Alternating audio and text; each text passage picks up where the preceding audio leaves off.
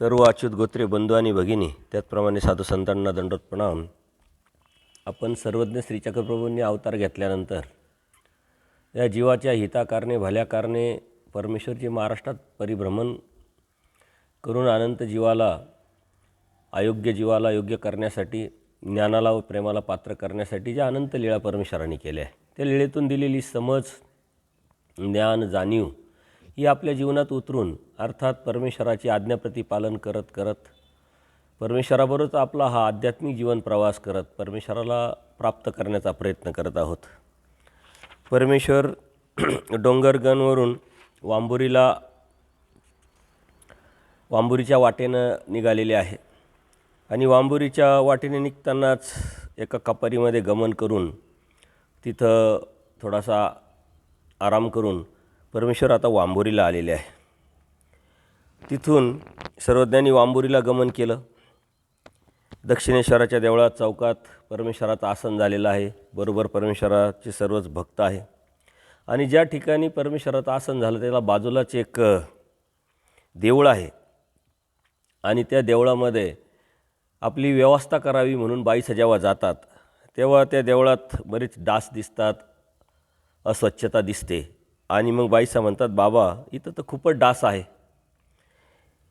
आता काय करावं? तर त्याला, बाई गावातून जा, तिथं विस्तव आणा, थोडासा लिंबाच्या काड्या आणा आणि दार बंद करून तो धूर करा, मग हे सगळे डास निघून जातील. आजही काही गावांमध्ये ही व्यवस्था डासांना पळवण्यासाठी केल्या जातं. लिंबाचे पानं असतात, ते जाळात टाकल्यानंतर त्याचा धूर केला जातो आणि डास पळवल्या जातात. अर्थात त्यांनी डास फक्त निघून जातात, मरत नाही, म्हणजे हिंसा होत नाही. आज केमिकलच्या समाजामध्ये, दुनियामध्ये आज बरेचसे औषधं त्यातून निघालेली आहे, परंतु त्या औषधांनी त्या डासांची हिंसा होते.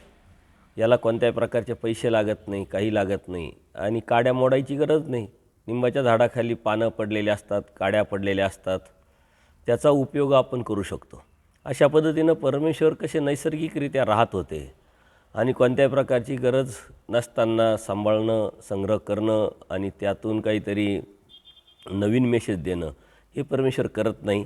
तर नैसर्गिकरित्या जे उपलब्ध आहे त्या उपलब्धतेतून आपल्या अडीअडचणीवर मात करत आपण कसं जगावं हे आपल्याला शिकवतात. तर त्यानंतर बाईसांनी तसं केलं आणि डास मात्र निघून गेले. सर्वज्ञांनी मग बाहेर गमन केलं. आग्नेय कोपऱ्यात लिंब होता, त्याच्याखाली आसन झालं, लिंबाच्या काड्या वेचावल्या, देवळात धूर केला, दारं लावली. डास निघून गेल्यावर बाईसांनी ते सर्व सारवलं, स्वच्छ केलं, रांगोळी काढली, चौक भरला आणि देवाला बसण्यासाठी घोंगड्याचं आसन केलं आणि तिथं मग आसनावरती देवाने उपविष्ट झाल्यानंतर बाईसांनी दुपारचा पूजा अवसर केलेला आहे. कारण सकाळी निघाल्यानंतर त्या कपारीत एका अन्य महात्म्याला भेटून दर्शन देऊन एक तत्त्व खूप मोठं आपल्याला समज, ज्ञान दिलं आणि त्यानंतर मात्र देवाने वांबुरीला आल्यानंतर दुपारचा पूजा अवसर आरोगाना गुळाव तिथं झालेला आहे आणि तिथं देवाचं 3 दिवस अवस्थान आहे वांबुरीला. त्या पद्धतीनं परमेश्वराने वांबुरीला आल्यानंतर स्वच्छता ठेवून आपण तिथं गमन केलेलं आहे. बाईसांनी सर्व व्यवस्था केल्यानंतर देवाने आराम केला. आराम केल्यानंतर एके दिवशी असंच, म्हणजे अर्थात दुसरा दिवशी सर्वज्ञाचा सकाळचा पूजा अवसर झालेला आहे आणि देव विहरणाला मळ्यात गमन करतात. थोडंसं फिरण्यासाठी देव गेल्यानंतर बाईसा आणि इतरही भक्त देवाबरोबर आहे. त्यावेळेस एका बांधावरती, मळ्याच्या सांदीवरती, बांधावरती एक अन्य महात्मा, संन्यासी आपल्या अंगाला राख लावून उघडाच उभा होता. कडाक्याची थंडी होती आणि त्या थंडीतसुद्धा त्यांनी कोणत्या प्रकारचे कपडे घातलेले नव्हते, अंगाला राख लावलेली होती. अर्थात अत्यंत कडक वैराग्य त्यांनी केलेलं होतं, अंगीकारलेलं होतं, स्वीकारलेलं होतं. आता सर्वसामान्य माणसांना दिसता क्षणीच ते बाह्य अंगाने त्याला जे आहे ते दिसतं आणि त्यावरतीच तो पुढची क्रिया करत असतो, परंतु देव सर्वज्ञ बरोबर आहे. त्याच्यावर बाईसांसारख्या भक्तांनासुद्धा, इतर भक्तांनासुद्धा आश्चर्य वाटतं आणि बाईसा देवांना उपाध्ये सगळेजणच बाईस देवाला विचारतात, कसा हा विरक्त आहे? म्हटले, एवढी थंडी वाजत आहे तरी उघडाच उभा आहे, किती विरक्त आहे म्हटले. विरक्त याचा अर्थ ज्ञानी आहे, ज्ञानी अर्थ याचा अर्थ म्हणून विरक्त आहे आणि म्हणून त्यांना आश्चर्य वाटून ते स्तुती करायला लागतात. आपणही अशाच अनुषंगाने साधू संतांकडे बघत असतो, पण विरक्ती ही आतून अंतःकरणातून निर्माण होत असते. आपण बाह्य अंगाने ते ज्ञानी आहे, बाह्य अंगाने ते विरक्त आहे, वैराग्य आहे असं समजतो, जाणतो आणि तिथंच फसतो.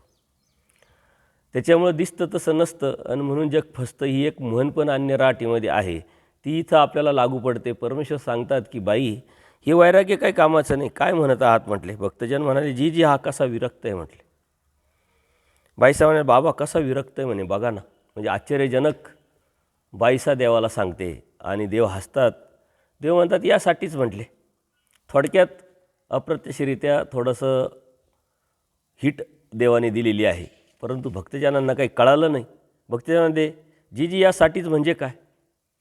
आणि मग सर्वज्ञ म्हणतात तुम्ही म्हणत आहात त्यासाठीच म्हटले.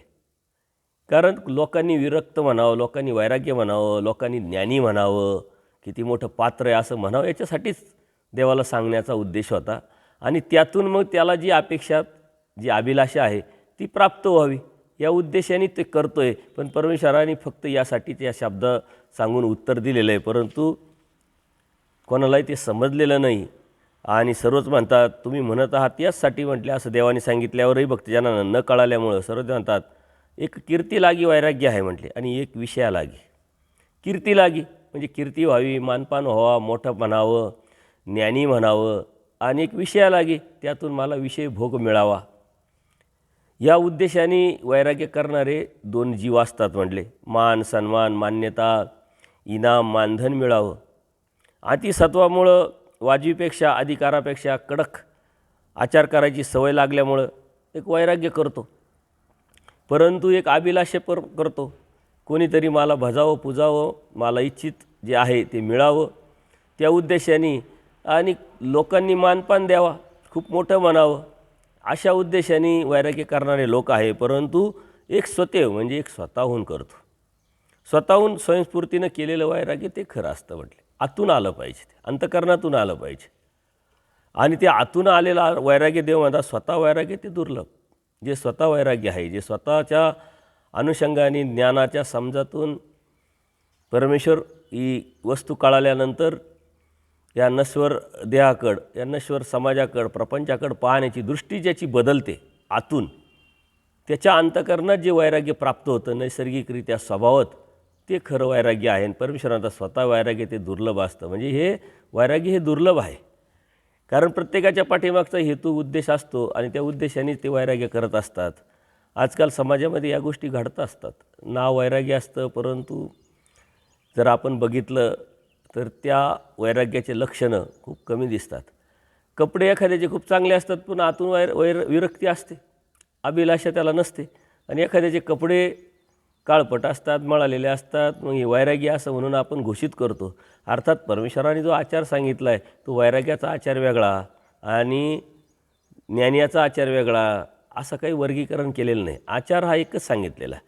त्या आचाराचा ज्याच्यावरती परिणाम होतो त्या परिणामातून स्वयंस्फूर्तीनं त्याच्या अंतःकरणामध्ये जो बदल होतो तो बदल परमेश्वराला अपेक्षित आहे.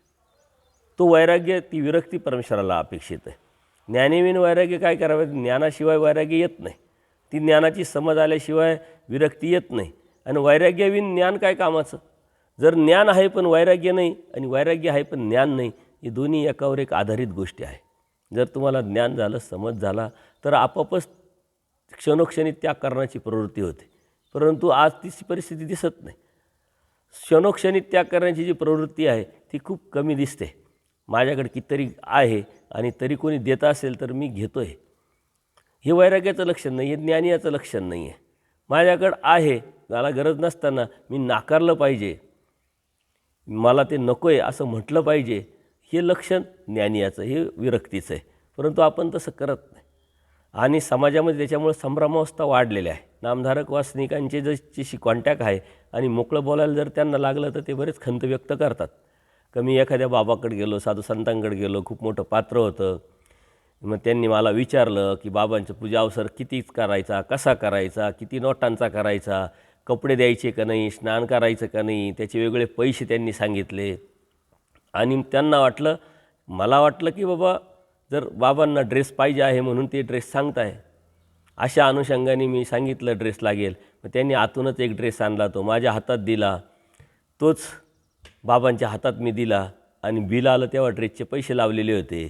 जेव्हा मी चौकशी केली, तो एकच ड्रेस अनेक वेळा लोकांना देऊन परत परत त्याचे पैसे काढण्याचं काम जर आपण करत असेल तर नैतिकता आपण सांभाळत नाही, धर्म आपण सांभाळत नाही, ज्ञानाचं लक्षण वैराग्याचं लक्षण आपण सांभाळत नाही.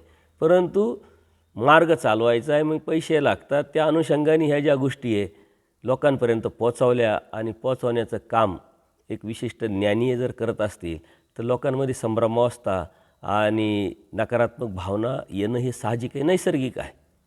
परंतु त्याच्याही पलीकडे जाऊन जर आपण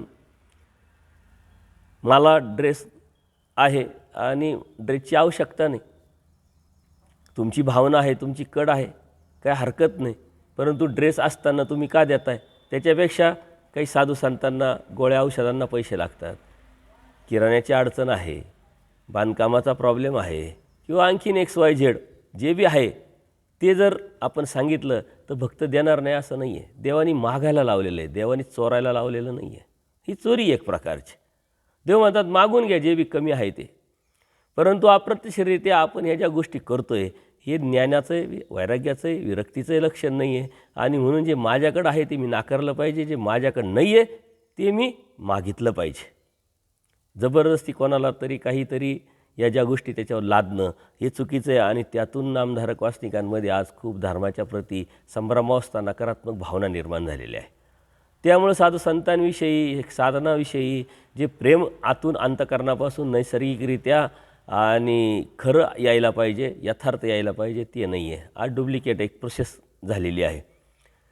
त्यांनी विदृष्टीपर काहीतरी उद्देश ठेवलेला असतो आणि त्या उद्देशाने तो आलेला असतो आणि त्यामुळं आपण त्याच्यावरती लादायचं असेल तर त्याला नाविराव, त्याच्या मजबुरीचा, त्याच्या अज्ञानाचा आपण गैरफायदा घेतो आहे. म्हणून नैतिकता हा धर्माचा पाया आहे. नैतिकता प्रत्येक ठिकाणी आपण जोपर्यंत पाळत नाही तोपर्यंत आपल्यामध्ये ज्ञानाचं लक्षण, ज्ञानाच्या नंतर आलेली विरक्ती प्राप्तच होऊ शकत नाही. अशा अनेक गोष्टीचे उदाहरणं आपल्याला देता येतील. आणि हे इकडचं तिकडचं नाही, अन्यायामध्ये तेच चालू आहे, आपल्यामध्ये तेच चालू आहे. परंतु आपण आपल्याकडं का अपेक्षा करतो आहे की यांना जीव, देवता, प्रपंच आणि परमेश्वर कळाला आहे, परमेश्वराचं श्रेष्ठ तत्त्वज्ञान कळालं आहे. कळत असताना परमेश्वराने अवतार घेऊन काय काय तत्त्व, आचार, विचार प्रणाली सांगितलेली आहे. त्याच्याही पलीकडे जाऊन पक्षकारांनी 5 स्थळं निर्माण करून त्याच्यावरती मूर्तमेढ मोवलेली आहे. सारा अभ्यासलेले जर लोक असं करत असेल तर ते ज्ञान आहे का? आणि ते ज्ञान काय कामाचं? ज्या ज्ञानातून विरक्ती, ज्या ज्ञानातून त्याग, ज्या ज्ञानातून वैराग्य प्राप्त होत नाही ते ज्ञान काही कामाचं नाही. परमेश्वराने सुंदर असं निरूपण केलं आणि त्या निरूपणातून एक समज दिली, ती आपल्याला आहे. त्या आपल्याला समज दिलेली त्या समाजातून आपण समजून घेतलं पाहिजे. भक्तजन म्हणाले तर मग हे कशासाठी जी म्हटली, तरी एवढं सांगूनही त्यांना संभ्रमावस्था आहे. कारण जीव अज्ञानी आणि अज्ञानी असल्यामुळं बाह्य अंगाने केलेलं ते जीवाचं जे आहे ते त्याच्या लक्षातच येणार नाही. एवढं देवाने सांगून देवान ते कशासाठी, एवढ्या थंडीत तो का उभा आहे आणि तसं तर काही दिसत नाही म्हटले, लोक तर काही येत नाही, एक कसली आईवी भोगाची याला इच्छा आहे आणि त्या इच्छेपायी हा हे ढोंग करतोय, नाटक करतोय असं तुम्ही म्हणताय. आणि मग देव म्हणतात ते एक भोग आहे म्हटले. असे उघडे नागडे नगरात उभं राहिलं का तालुक्याच्या नगरात, राजधानीच्या नगरात प्रयत्न करूनही बी हे सापडत नाही म्हटले. यांना असं पाहून मग काय करतात, शहरातील अनेक लोक आपल्या घरी नेतात.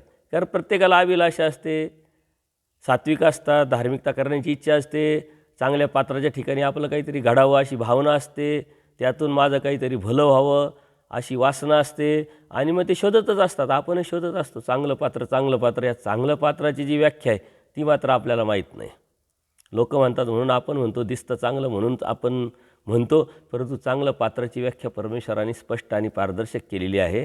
आणि त्याच्याही पलीकडं जाऊन परमेश्वराच्या कडीनं आपल्या अवस्थेनुसार जे जे आपल्याला मिळेल ते आपल्यासाठी चांगलं पात्र असतं.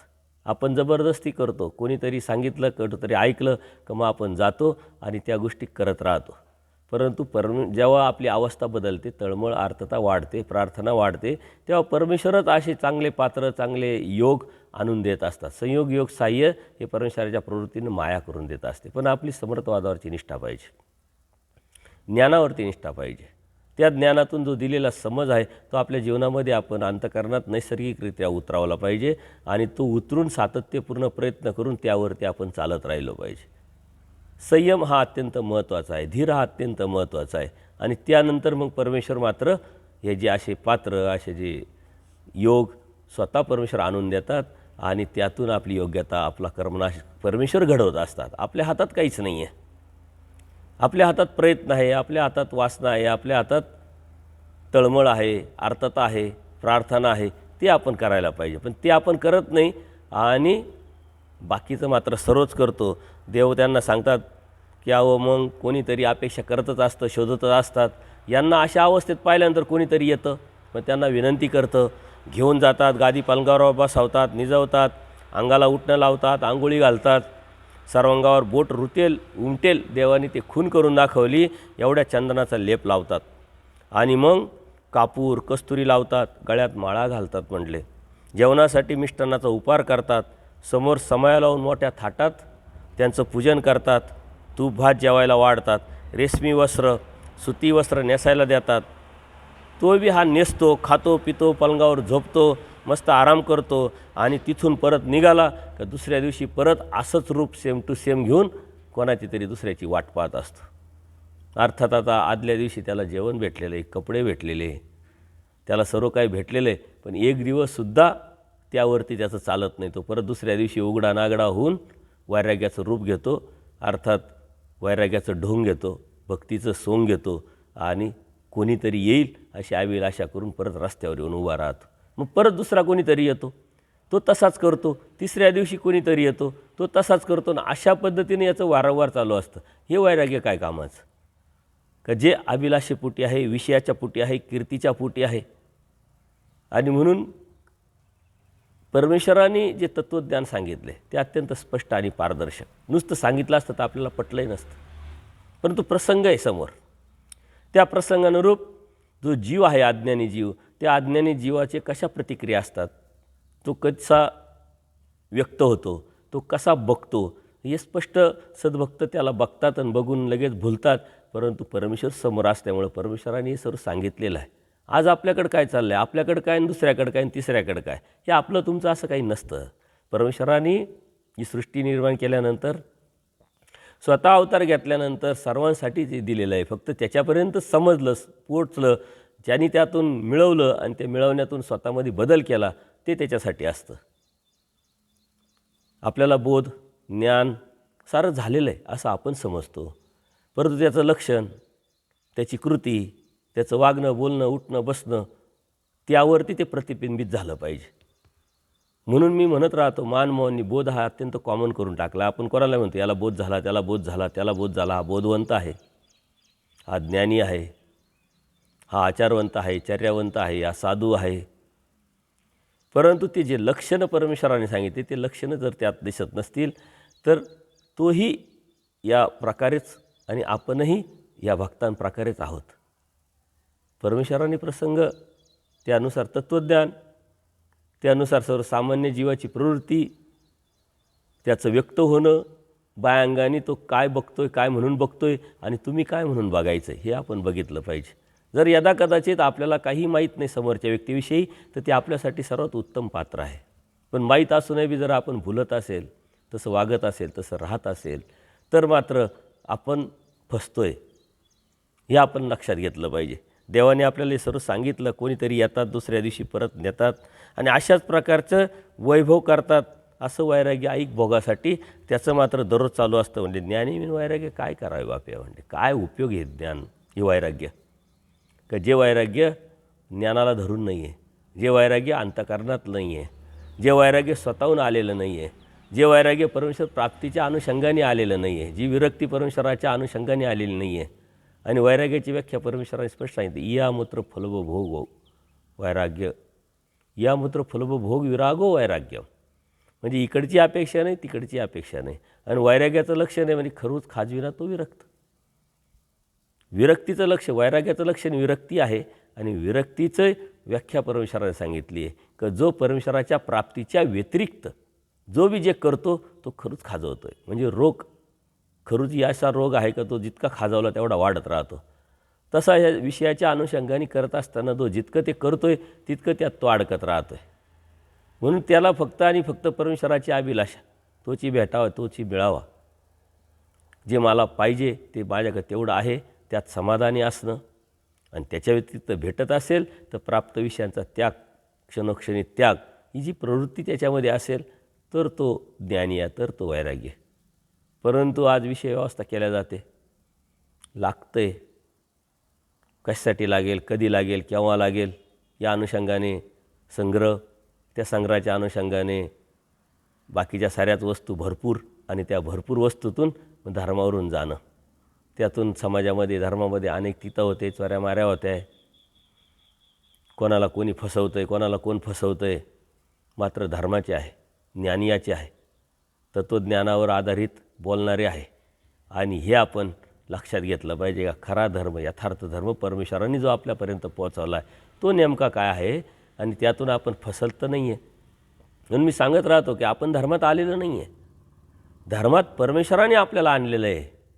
आता परमेश्वराने आणलेल्या धर्मात आपण आल्यानंतर धर्मामध्ये टिकायचं, धर्म समजून घ्यायचा, जाणून घ्यायचं, आणि त्या धर्मावरती चालायचं, हे मात्र आपली कड आहे, ही जीवाची कड आहे. आणि त्यावरती चाललं तर मग परमेश्वराची कड प्राप्तीला नेण्याची परमेश्वर करणार आहे. ही मधली कड आपल्याला कळाली पाहिजे, ही मधली आपल्याला कड कळत नाही.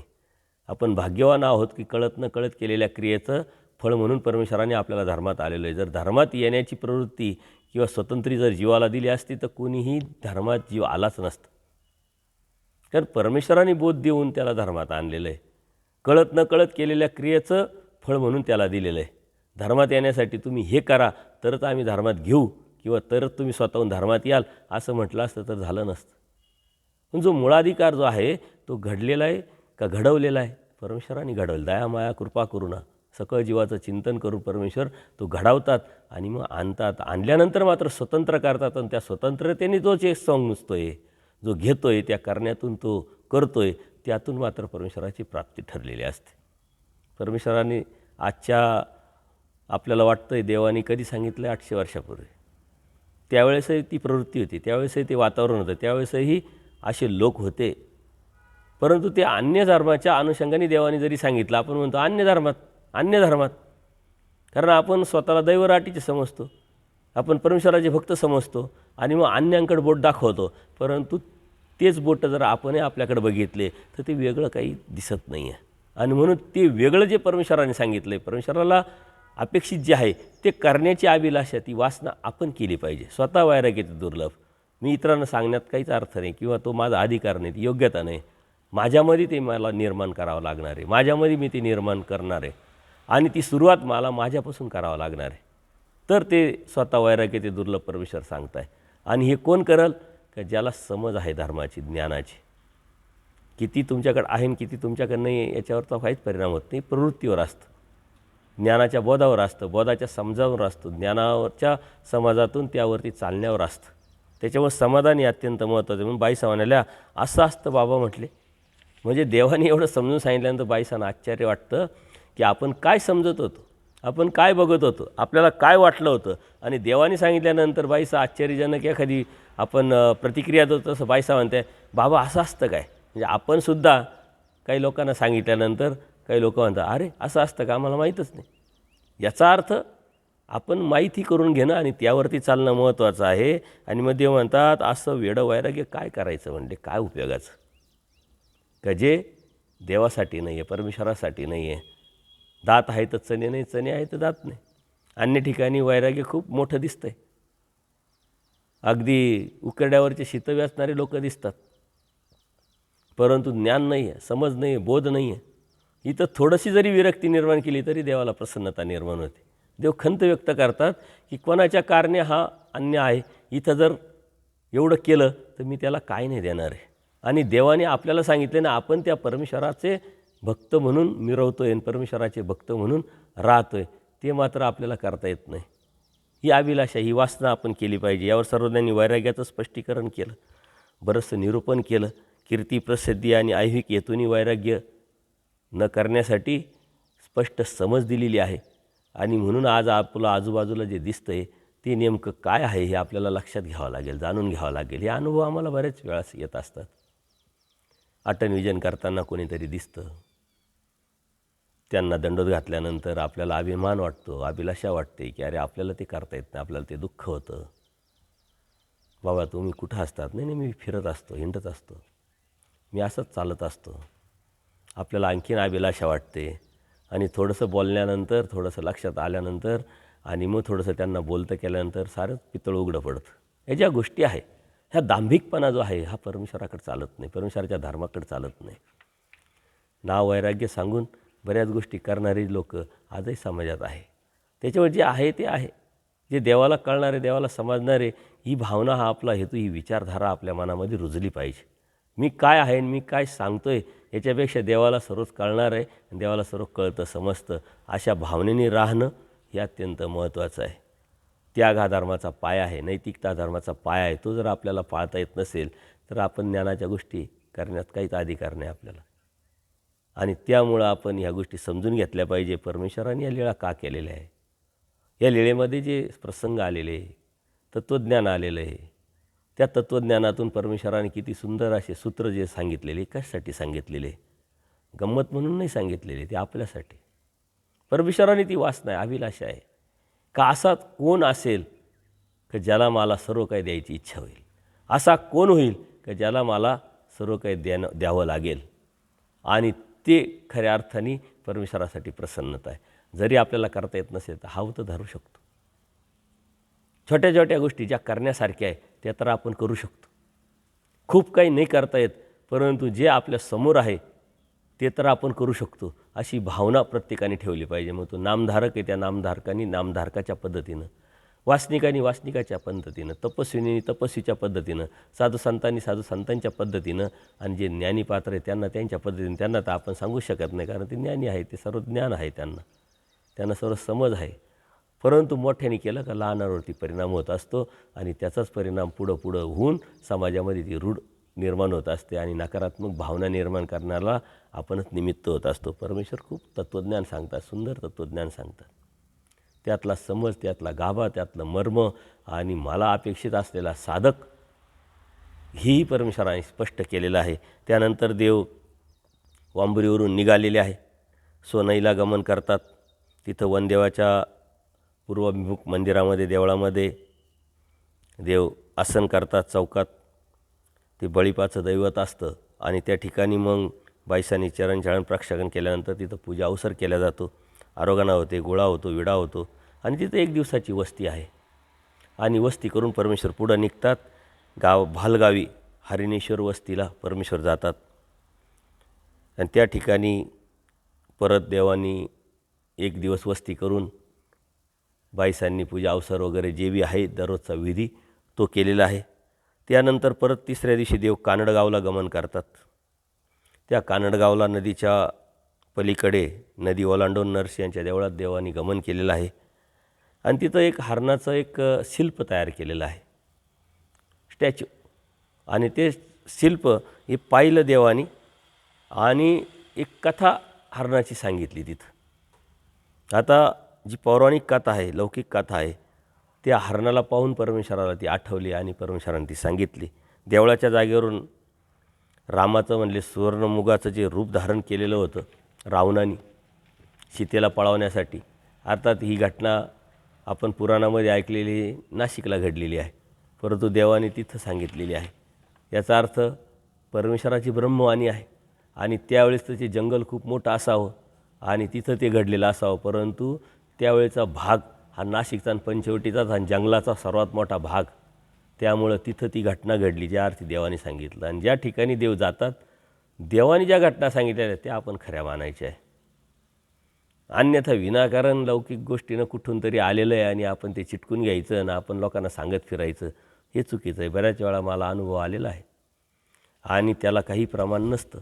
प्रमाण नाही आहे, आपल्याला प्रमाण आहे ब्रह्मवाणी, आपल्याला प्रमाण आहे लीळाचरित्र, आपल्याला प्रमाण आहे स्मृतिस्थळ आणि ते प्रमाण घेऊनच आपण चालायचं असतं, सांगायचं असतं. तिथंच परमेश्वर सांगतात, मारीच राक्षसाला बाण मारला होता म्हटली. ही कथा देवाने सांगितली, कारण रावणाने काय केलं, हरणाचं सोनेरी रूप धारण केलं. मग ते सीतेने बघितलं, सीतेने रामाकडं अपेक्षा केली की हे सोनेरी जे हरिण आहे त्याला तुम्ही मारून आणावं. त्याचा मी मग कपडे करील. आणि तो राम त्याला मारण्यासाठी पाठीमागं लागला. तो खूप जंगलात गेला आणि इकडं मग सीतेचं हरण रावणाने केलं. अशी एक कथा आहे, पौराणिक कथा. आणि ती कथा परमेश्वराने तिथं सांगितली. त्या ठिकाणी आता हरणाचं स्थान आहे नदीच्या पात्रात. त्या जागेवर त्यांनी हरणाचं एक शिल्प बनवलेलं आहे. त्या शिल्पाचं अवलोकन करता करता परमेश्वरांनी ती आठवण पौराणिक कथा सांगितली. तिथंच मग देव विहरणाला गेले. काठावर सिद्धनाथाच्या देवळात पूर्वमुख देवळामध्ये देव बसले आणि तिथंही 3 दिवस अवस्थान देवाचं झालेलं आहे. सिद्धनाथच्या देवळात दुपारचा पूजा अवसर झालेला आहे. भैरवाच्या देवळात संध्याकाळचा पूजा अवसर, आरोगाना व्हायची, व्याळी व्हायची, पौड व्हायचा. अशा पद्धतीनं 3 दिवस देव तिथं थांबलेले आहे. आणि मग त्यानंतर 3 दिवसानंतर देव पुढं निघाले. हरणेश्वराला विहरण व्हायचं. 4थ्या दिवशी मात्र देव तिथून निघाले. तिथून त्रिपुरुषाच्या मठात देवाने गमन केलेलं आहे. संध्याकाळचा पूजा अवसर, आरोगणा, गुळा आणि वस्ती तिथं झालेली आहे.